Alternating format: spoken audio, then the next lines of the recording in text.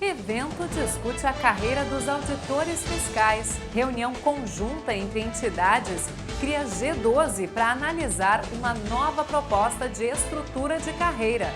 A importância do trabalho da Receita Estadual no período da pandemia está no podcast da AFISVEC, o Auditando, com o subsecretário da Receita, Ricardo Neves Pereira. E a Lei Candir é o tema do podcast da Febrafit? Esse e outros assuntos você confere agora no resumo do mês de novembro da sua TV AFISVEC.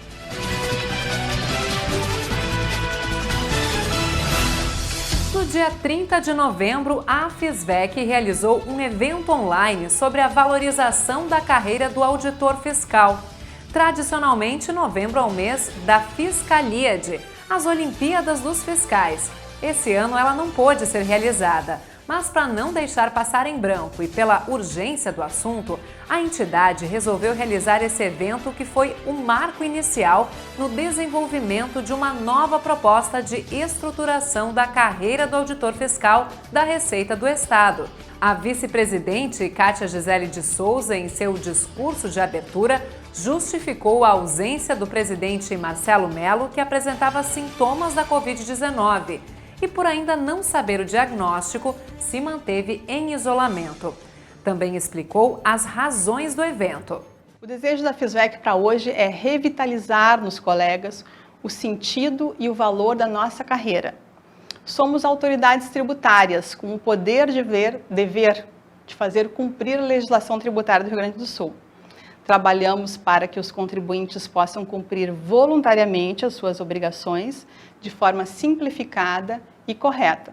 E com isso gerar receita para o Estado, maior desenvolvimento econômico para o Rio Grande do Sul e melhores condições de vida para a sociedade gaúcha. Queremos que os colegas acordem tendo como um dos seus propósitos de vida o seu papel de auditor fiscal da Receita Estadual do Rio Grande do Sul. E também possam dormir com a satisfação de pertencimento a essa carreira. Ao longo dos anos, nossa carreira tem sofrido quebras de paradigmas previdenciários, de vantagens pessoais e até paradigmas de gerações. Os jovens que entram hoje na carreira não têm a mesma cabeça dos jovens que entraram há mais tempo. Mas o que permanece é o nosso valor para o Estado e para a sociedade.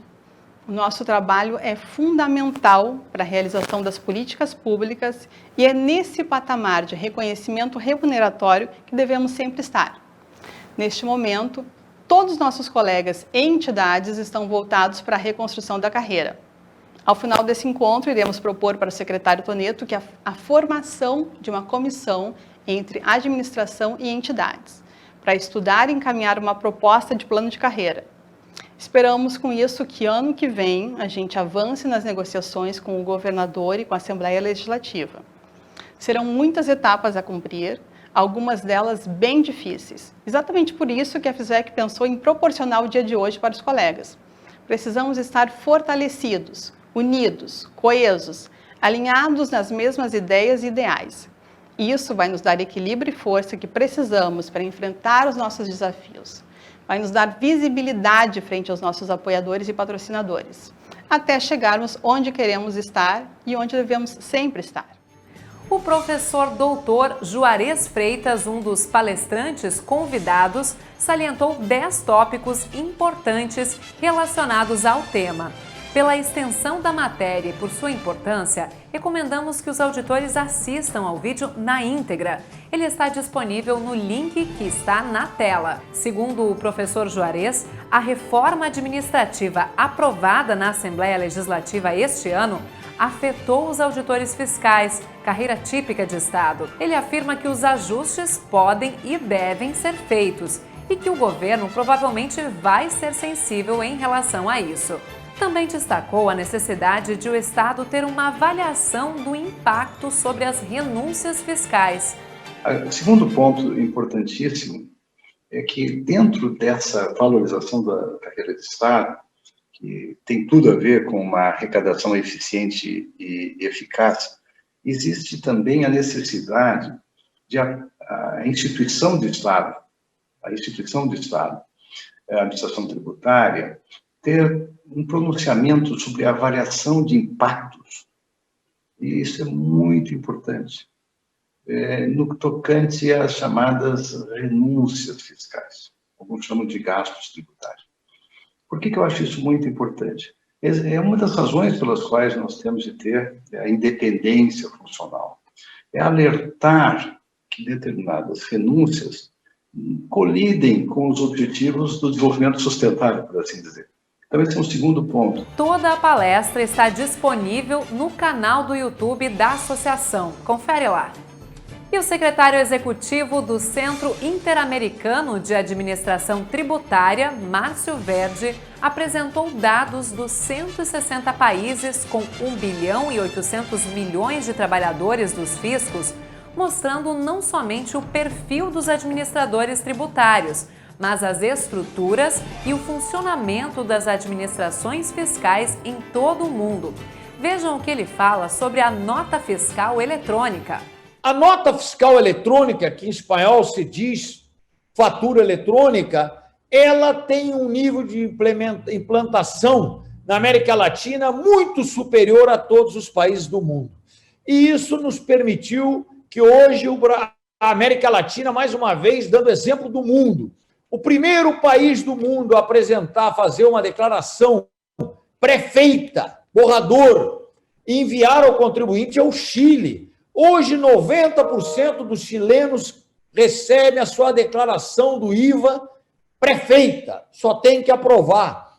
O segundo país do mundo a implementar isso é o Equador. Eu vou falar isso depois.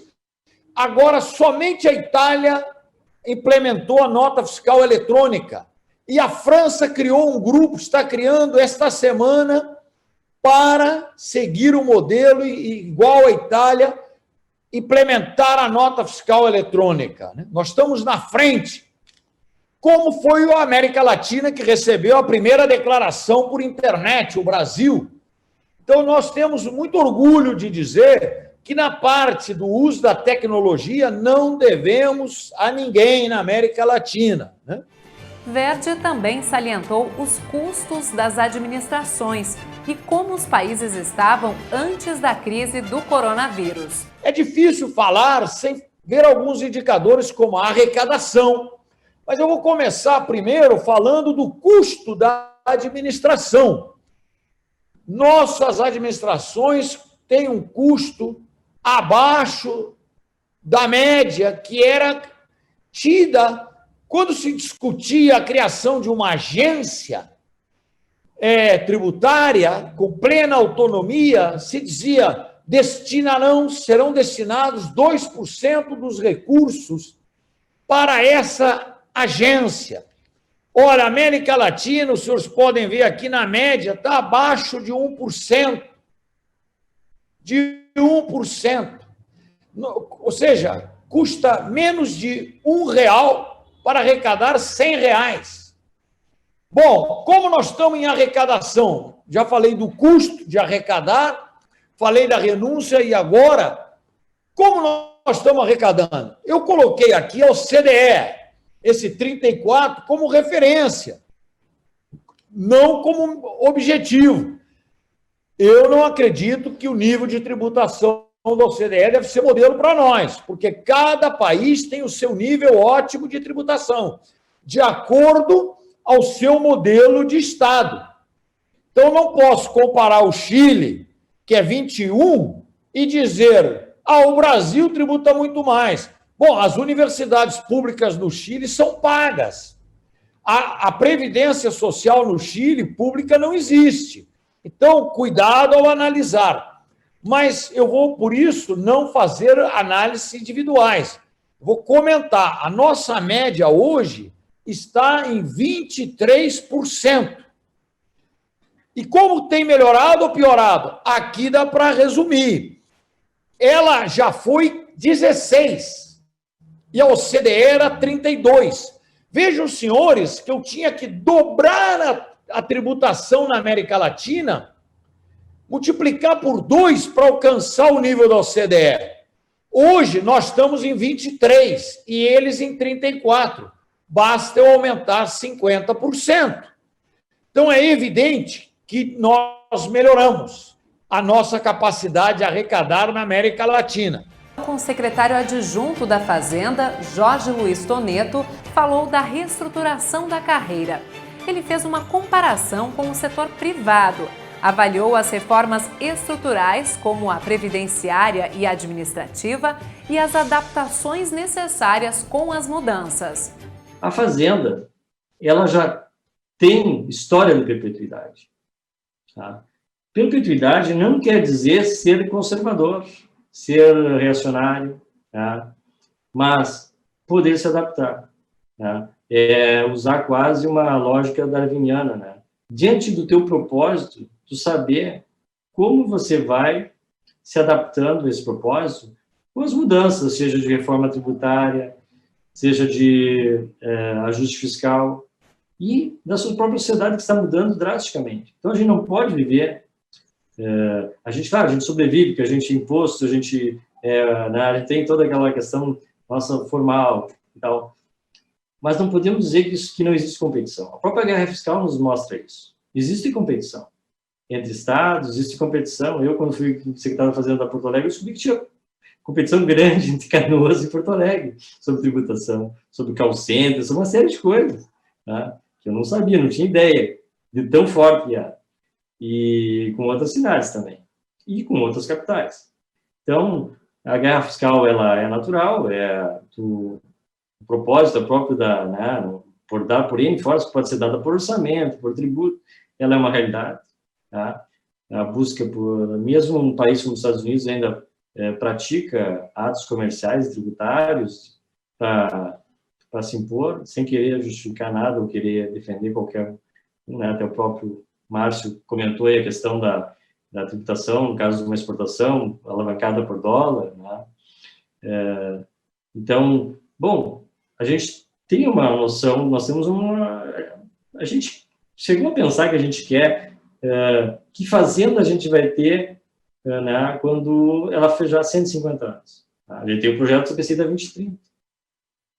Mas qual é o projeto Fazenda 2050? Só 2050 eu não vou estar aqui, mas muitos que estão me ouvindo aí vão estar. Tá? Então, quando você pensa numa carreira, você também tem que pensar nisso. Tá? Então, assim, bom, daqui a 30 anos, tem alguns que estão entrando agora, vão estar na fazenda ainda. Que fazenda vai estar lá? Como é que eu vou conviver? Como é que vai ser a minha vida aqui? Como é que eu vou ter motivação para me acordar, vir dar o melhor que eu tenho que dar, ir para casa feliz? Ter uma remuneração adequada e ter uma condição de cidadão boa, tá? Compatível, tá? Com o grau de excelência das atribuições que eu exerço. Tá? Então, acho que isso também é uma questão importante. Veja o que ele diz sobre a produtividade. A produtividade é uma coisa que está bem assentada na estratégia institucional. Ela está totalmente em consonância com o mundo já que entrega resultados, tá? E que a sociedade espera. O teletrabalho mostrou que a gente pode viver muito mais digital. Nossa infraestrutura respondeu muito bem. Tá? Tem coisa para fazer? Ainda tem. Nós vamos aprimorar muito mais. E temos muito investimento para fazer nisso. Mas algumas coisas me trazem assim, um pouco de... algumas questões que eu acho que a gente podia pensar em endereçar. E esses poucos que eu já comentei, poucos níveis na carreira, considerando esse novo tempo de contribuição, que o tempo que você vai ficar na carreira. Então, é uma questão que tem que se refletir sobre isso. Outra coisa, pensar a carreira talvez em Y. Tá? A gestão não está refletida na carreira, tá? O caminho do gestor. Tá? E aí pode ser realmente uma carreira em Y, pode ser uma carreira em letras, que algumas letras elas vão receber para chegar lá tem que ter uma experiência de gestor. Tem que fazer porque ser gestor é uma doação à instituição, pessoal. Não é fácil, não. Tá? Tem que assinar um monte de empenho, colocar seu patrimônio em risco. Tá? É um desafio, é importante, a gente cresce com isso. A continuidade deste debate está sendo abordada no G12. As diretorias da AFISVEC e do Sindifisco realizaram uma reunião conjunta no dia seguinte ao evento, na terça-feira, 1º de dezembro, com os membros do Conselho de Representantes e do Conselho das Comissões Sindicais. foi decidido ampliar o G8 para G12, com a participação dos presidentes e vice-presidentes das duas entidades, para analisar uma nova proposta de estrutura de carreira. O Auditando deste mês entrevistou o subsecretário da Receita Estadual, Ricardo Neves Pereira, que falou sobre a importância do trabalho do auditor fiscal durante a pandemia e ressaltou que o teletrabalho veio para ficar. Ouça aí um trechinho. E o que verificamos neste período de pandemia é que não tivemos impactos negativos na prestação do serviço. E observamos, inclusive, uma maior produtividade dos nossos colaboradores internos. Ou seja, a mudança na nossa organização do trabalho veio para ficar e consolidar as mudanças que vêm sendo realizadas há anos na Receita Estadual e que visam a uma melhor prestação de serviço para a sociedade. A Lei Candir foi o tema abordado pelo Beabá Fiscal, o podcast da Febrafit. Para explicar sobre os efeitos da Lei Complementar 87 de 1996, o 6º episódio do Beabá Fiscal teve a participação do auditor fiscal aposentado da Receita Estadual do Rio Grande do Sul, Roberto Kupski, presidente de honra da Febrafit, e do senador Antônio Anastasia, do PSDB de Minas Gerais, relator do PLP 133 de 2020. Ouça no site da Febrafit, www.febrafit.org.br ou na playlist do Spotify. Este foi o resumo do mês da sua TV AFISVEC. Fique ligado em nossas redes sociais e nos boletins de informação, os nossos BVs, que vão para o seu e-mail semanalmente. Até a próxima!